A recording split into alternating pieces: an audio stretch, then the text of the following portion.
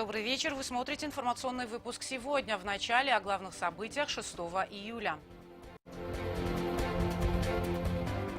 Бюджет на текущий год, учреждение медалей и другие вопросы. Репортаж заседания Президиума парламента. Собираемость налогов в республике на низком уровне. Необходимо своевременно погасить все задолженности. Убедительная просьба к руководителям бюджетных организаций, так и хозрасчетных организаций вовремя погашать образовавшиеся задолженности. В Национальном музее открыта экспозиция, посвященная патриарху астинской литературы Нафидю Сойта.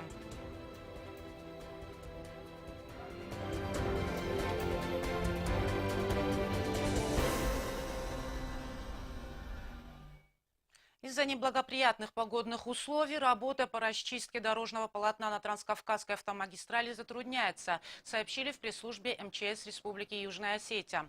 Дорожные службы работают в усиленном режиме. Напомним, что из-за схода селевого потока в районе населенного пункта Бурон Транскам закрыт до особого распоряжения.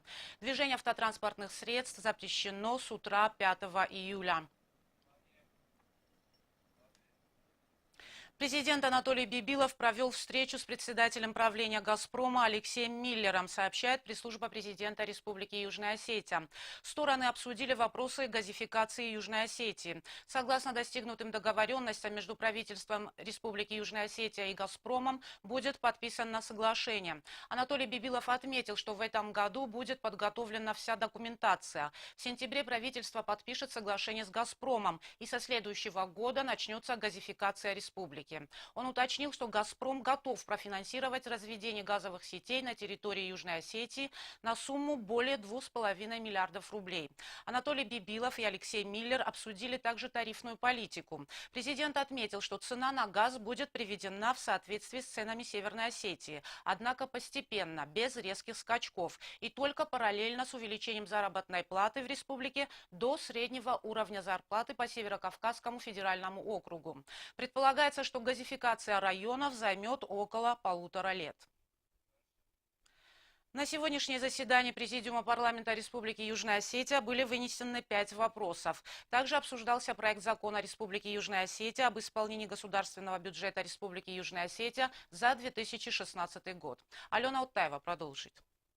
На заседании Президиума парламента Республики Южная Осетия были вынесены 5 вопросов. Председатель парламентского комитета Олеся Кочева вынесла на обсуждение проект конституционного закона Южной Осетии о внесении изменений в Конституционный закон Южной Осетии о правительстве Республики Южная Осетия. Олеся Кочева отметила, что члены правительства всегда отнесены к какой-то политической силе.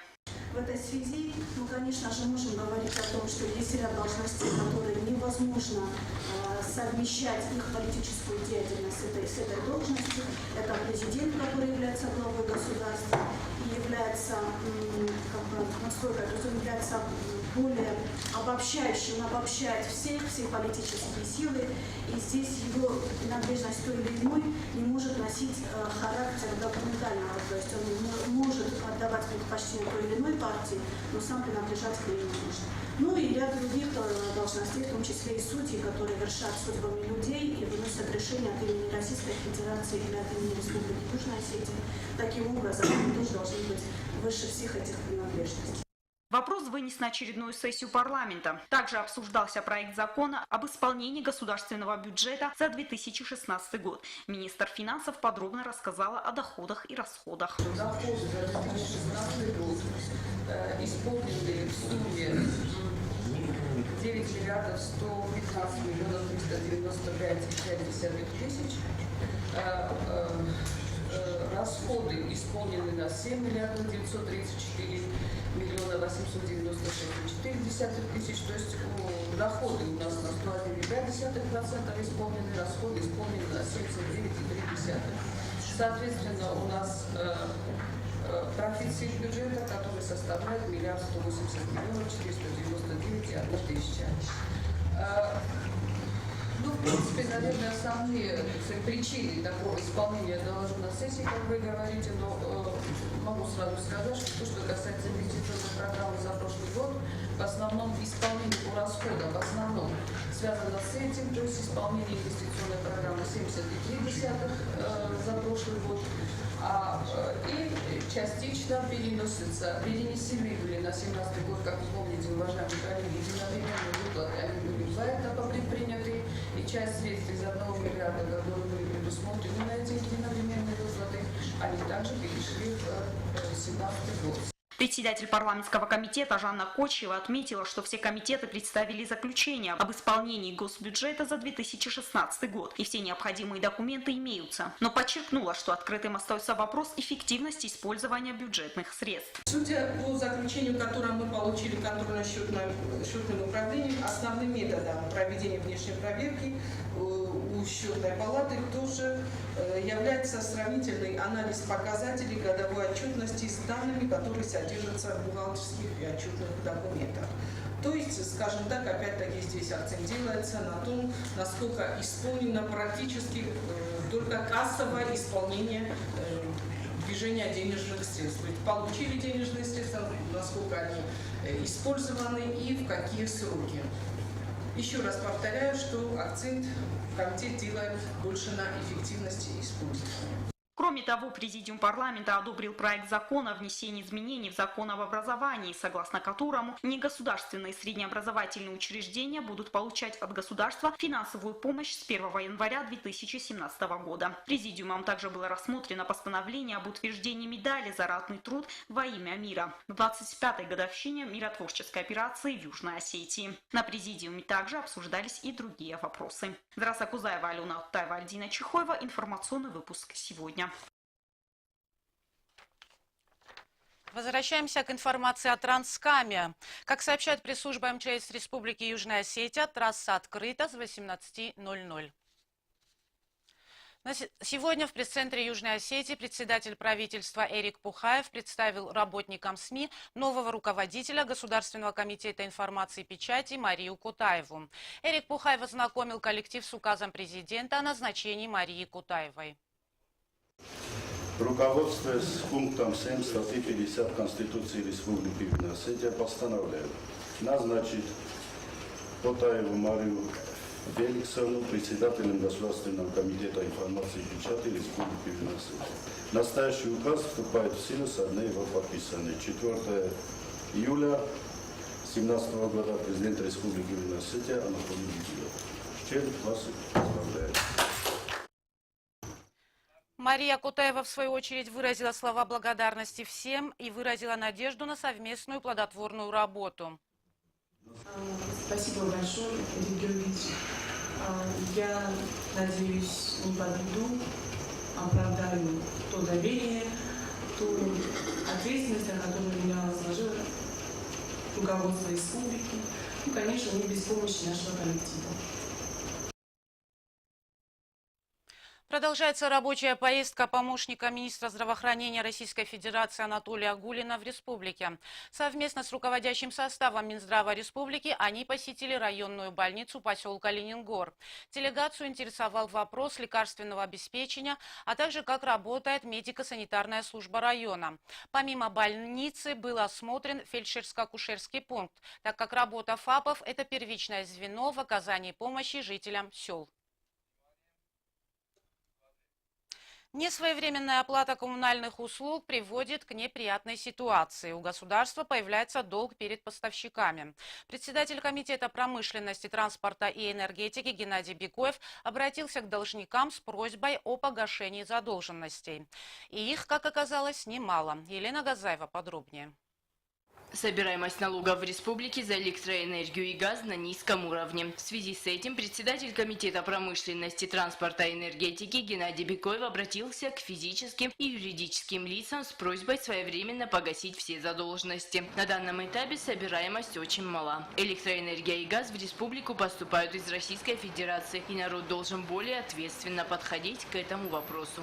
На сегодняшний день перед энергоресурсом образовалась задолженность, которую вовремя не оплачивают наши как бюджетные организации, так и хозрасчетные организации. Убедительная просьба к руководителям бюджетных организаций, так и хозрасчетных организаций вовремя погашать образовавшиеся задолженности во избежание нарастания суммы долга, и чтобы все это не отражалось на поступлениях, которые не в полном объеме собираются, и энергоресурса по этому поводу появляются проблемы.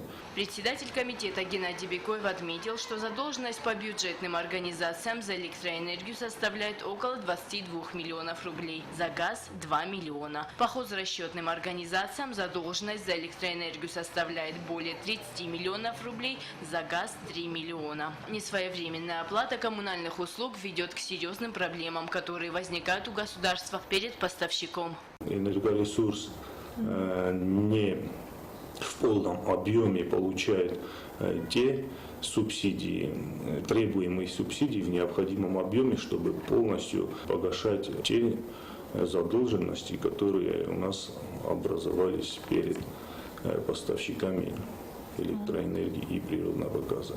Собираемость налогов по республике и серьезные задолженности перед государством носят последовательный характер, который в последующем сказывается и на других отраслях жизнедеятельности. КУП «Энергоресурс» было поручено проработать эффективные меры, в том числе провести разъяснительную работу с населением и обеспечить своевременную оплату налогов за электроэнергию. Добиться того, чтобы все потребители электричества оплачивали услуги. Елена Газаева, Заур Устаев, информационный выпуск сегодня. Биологический метод очистки сточных вод является одним из самых эффективных. Проводится она и у нас в республике. Очисткой занимается специальная станция, которая отвечает всем современным требованиям. Вода проходит 4 этапа очистки. Подробности в нашем материале. Станция по биологической очистке сточных вод начала свою работу в 2014 году. Объект располагается на южной окраине города в микрорайоне Царс. Станцией занимается Аргут-водоканал. Один из самых эффективных методов очистки сточных вод – биологический. Этот метод позволяет совершить очистку всех сточных канализационных вод. Станция работает круглосуточно. Технологи и операторы следят за состоянием оборудования. Биостанция представляет собой емкость, которая разделена на несколько отсеков. Вода на станции проходит 4 этапа очистки. После мы сливаем ее в ляхву, но до этого она проходит обработку и ультрафиолетом. Также берем воду и проверяем ее качество на чистоту. Станция отвечает всем современным требованиям. Сперва канализационная вода из города по подземным трубам поступает в канализационно-насосную станцию, которая предназначена для сбора сточных вод. Второй этап – это механическая очистка. С помощью специальных решеток вода очищается от твердых бытовых отходов. Она задерживает мусор, пластиковые бутылки, бумаги, а также, как нам рассказал главный инженер станции Суслан Маргиев, иногда попадаются и трупы животных. Далее на третьем этапе происходит процесс аэрации. В воду добавляется специальный реагент флокулянт, который полностью позволяет очистить стоки. Принцип работы станции основан на жизнедеятельности микроорганизмов, которые изначально находятся в сточной воде. Для работы бактерий нужен воздух, который для этого специально закачивается в систему очистки. Вода нагревается до 24 градусов. На 4-м этапе происходит пластмассовая загрузка. Удаляются разнообразные загрязнения любой концентрации.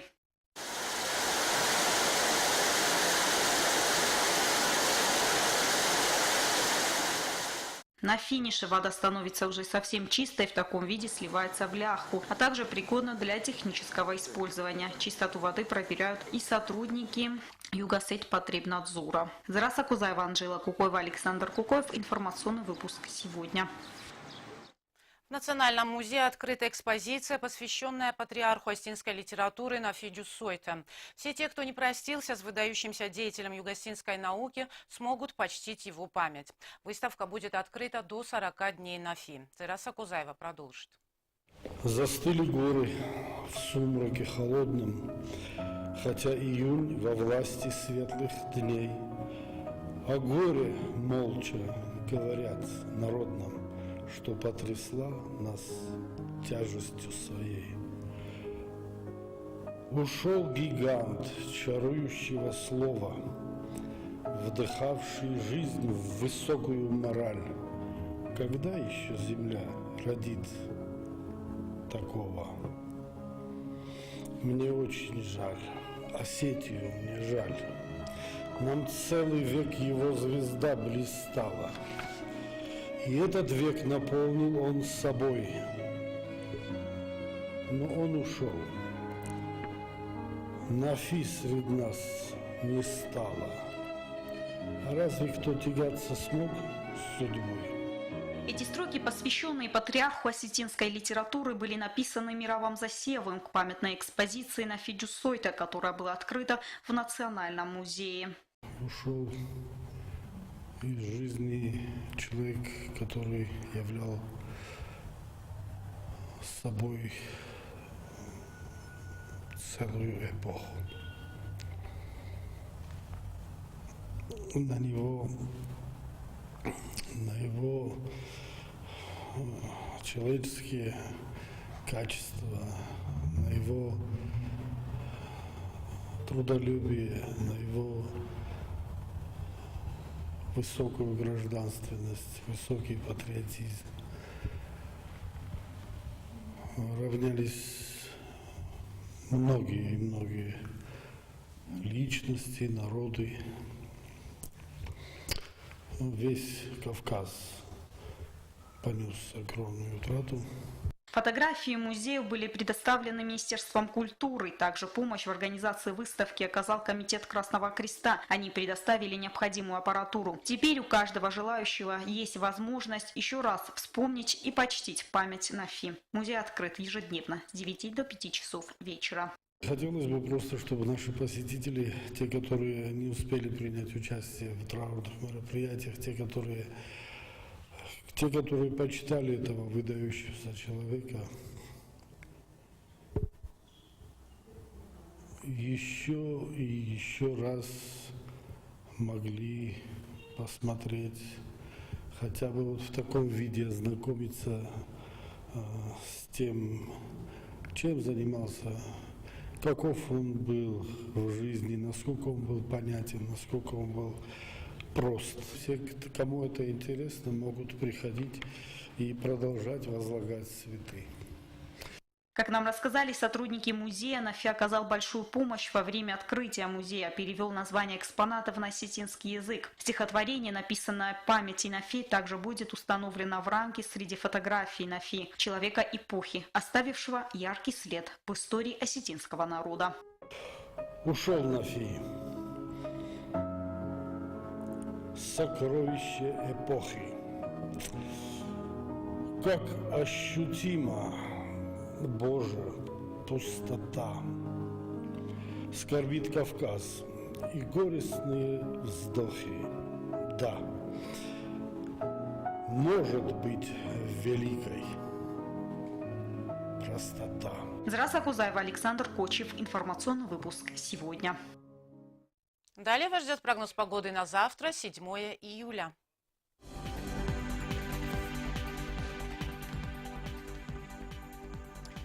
В Знаурском районе республики завтра, 7 июля, пасмурно, дождь. Днем температура воздуха плюс 19, ночью плюс 13. В Цявском районе также пасмурно, дождь. Днем 18 градусов тепла, ночью плюс 12. В городе Квайса пасмурно, дождь. Днем плюс 16, ночью 13 градусов тепла. В Ленингорском районе Южной Осетии пасмурно, дождь. Днем плюс 20, ночью плюс 15.